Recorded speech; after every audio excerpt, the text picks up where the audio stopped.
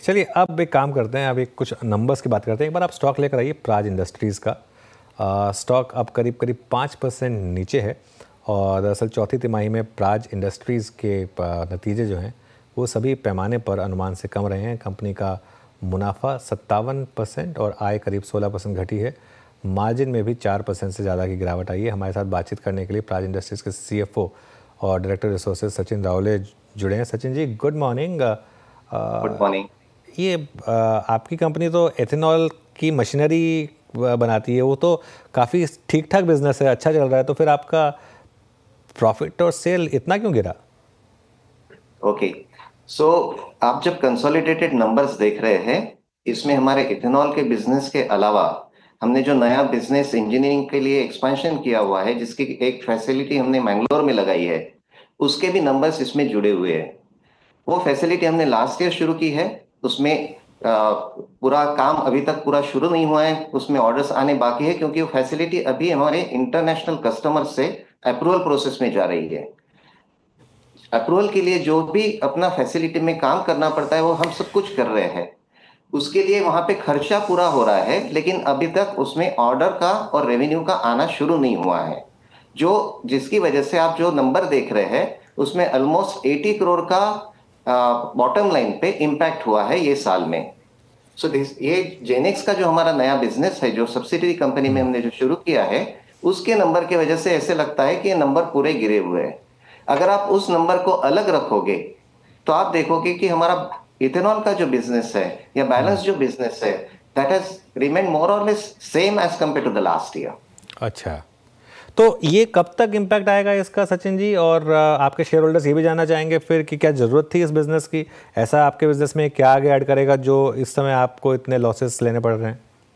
सो ये फैसिलिटी हमने इसलिए शुरू की है कि जो इक्विपमेंट, नए इक्विपमेंट की जरूरत और दी मॉड्यूलराइजेशन की जो नई जरूरत आ रही है मेनली इंटरनेशनल मार्केट से, इसके लिए हमने ये फैसिलिटी लगाई है।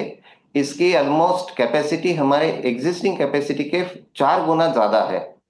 तो ये बिजनेस हमें पूरी कैपेसिटी जब यूटिलाइज हो जाएगी, तब हमें इसका आय कम से कम 2000 से 2500 करोड़ का आएगा। और ये फैसिलिटी अभी पूरी तरह से तैयार हो चुकी है। 8 कस्टमर ने इस फैसिलिटी को अप्रूव किया है। हमारे 3 लॉन्ग टर्म एग्रीमेंट हमारे कस्टमर के साथ इस साल साइन हो चुके हैं, जिसका नतीजा आना अब FY26 से हम देखना शुरू करेंगे। FY26 में सब कुछ नहीं तबलियत होगा इसका, अब FY27 तक या 28 तक इसका पूरा नतीजा दिखने को मिलेगा, लेकिन इसकी शुरुआत अभी ये साल से शुरू हो जाएगी।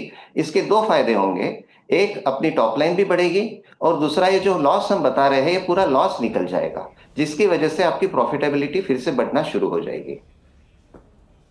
ओके, अच्छा सचिन जी, एग्जैक्टली इस वक्त आउटस्टैंडिंग ऑर्डर बुक क्या है? और मैं अगर अगले 2-3 क्वार्टर्स के लिए आपका जो एवरेज ऑर्डर इन्फ्लो रेट है पर क्वार्टर, वो क्या देख रहे हैं आप? FY26 के लिए आपका आउटलुक क्या है? अच्छा, ऑर्डर में हमारा आज ऑलमोस्ट 4200 करोड़ का आउटस्टैंडिंग ऑर्डर बुक है। और हमारा अगर आप देखोगे तो ट्रेंड लास्ट 2 क्वार्टर से ऑलमोस्ट 1000 करोड़ प्लस की ऑर्डर बुकिंग हमारी हर क्वार्टर में आ रही है। आगे चल के हम देख रहे हैं कि ये जो नए बिजनेस की बात कर रहे हैं उसका हमें और भी फायदा होगा, क्योंकि इंजीनियरिंग ऑर्डर्स काफी उनकी वैल्यू काफी ज्यादा हो सकती है।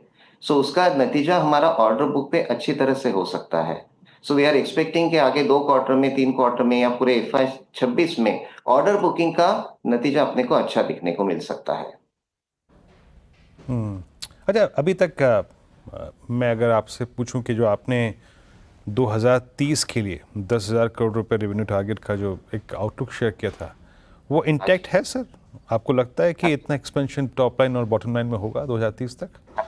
एब्सोल्युटली, और देयर आर उसके लिए बहुत ज्यादा रीजंस है।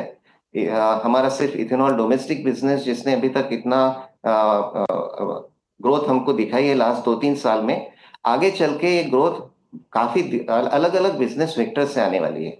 एक हमारा अभी पॉलीलैक्टिक एसिड का पूरा एग्रीमेंट हो चुका है, पार्टनरशिप हमारी टीके के साथ हो चुकी है। हम अब end to end solution PLA का प्रोवाइड करना शुरू करेंगे। इंटरनेशनल ऑर्डर्स बढ़ना शुरू हो जाएंगे।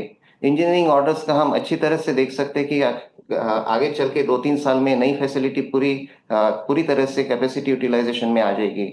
सो काफी ज्यादा बिजनेस फैक्टर्स जो है, जो इथेनॉल के अलावा है, सीबीजी भी एक अलग से बायो एनर्जी के अंदर शुरू होने वाला है अच्छी तरह से। सो ये सब जो बिजनेस सेक्टर से they will start kicking in from next financial year, and by 2030 we expect that they will start giving us turnover of more than 10,000 crores. Okay अच्छा, मैं पहले सवाल पे वापस आता हूँ और आपकी बात को मान गया कि वो नई फैसिलिटी की वजह से आपको तो हिट मिला। सिर्फ इथेनॉल का जो बिजनेस है उसमें आपने बोला कि मोर और लेस सेम रहा आपका परफॉर्मेंस जो लास्ट क्वार्टर में था, लास्ट ईयर सेम क्वार्टर में था, लेकिन वहाँ ग्रोथ क्यों नहीं आई? वहाँ पे भी थोड़ी सी ग्रोथ आनी चाहिए थी। और उस बिजनेस का क्या आउटलुक है फिर?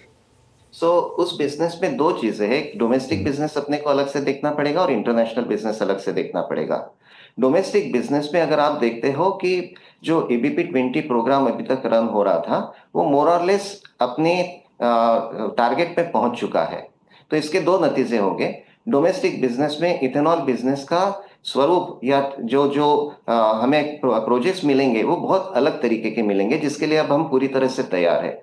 ये सिर्फ ग्रीनफील्ड प्रोजेक्ट नहीं रहेंगे इथेनॉल के जो वेरिएंट्स होंगे, जो अलग अलग बाय प्रोडक्ट्स होंगे, उसके लिए हमारी पूरी तैयारी चल रही थी। जैसे हमने कॉर्न ऑयल वाला एक प्रोजेक्ट अभी शुरू किया है, जो हम अभी कमर्शियलाइजेशन उसका शुरू कर दिया है। सो इथेनॉल के काफी वेरिएंट्स डोमेस्टिक मार्केट में आप देखोगे।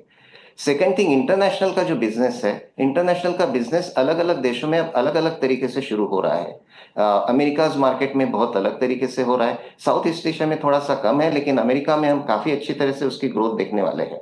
ये सब नंबर इथेनॉल के लिए अच्छी तरह से साबित होंगे नेक्स्ट ईयर के लिए, और आप उसका चेंज होते हुए देखोगे FY26 से आगे चल के।